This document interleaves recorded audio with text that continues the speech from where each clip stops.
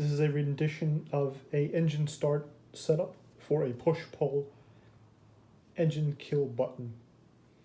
So basically, this here is an emulation of your push-pull button. So with the power source disconnected, it's emulating the engine stop or e-stop button being pushed in, breaking the circuit. The light strip here is emulating your engine starter. So basically, in this setup here, it allows for us to utilize the existing circuitry. So we don't have to run another wire down from the upper part of the body. The reason for that is we already have one signal wire coming down from the e-stop.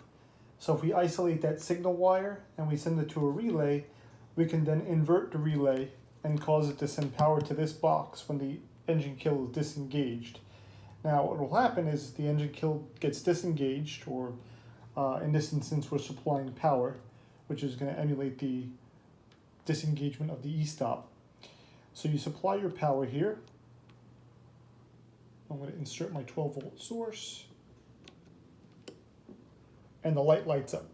So what will happen now is, after a predetermined time frame, the 12-volt, which is being sent from this box, is disabled. So basically, imagine this is your start sense. The starter will engage for, I believe I have this set to about 5 seconds right now. So it'll illuminate for 5 seconds.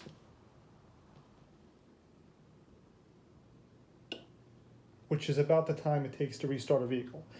And again, this doesn't require another wire being run from up top. This allows us to use the existing circuitry.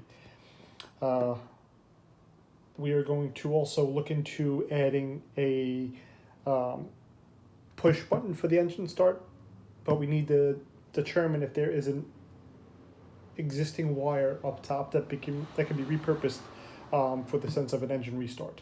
But for all intents and purposes, this setup here would not require the need of another wire feeding down from the upper controls. So it basically uses your existing setup. So for instance would be the truck pulls up to the airline, they hit the e-stop button, which is in its current state now, the engine shuts down, of course after they adjust their ramp, and they can cater the flight. Now they're done catering and they need to pull a ramp in, they pull their e-stop button out, which is just me supplying 12 volts right now. The truck is cranking, the engine starts, the crank sense gets disabled, and now they can move the ramp in and out. I will be creating another video for the push button in probably tomorrow. But this is just a basic rundown of the first initial setup that we had come up with.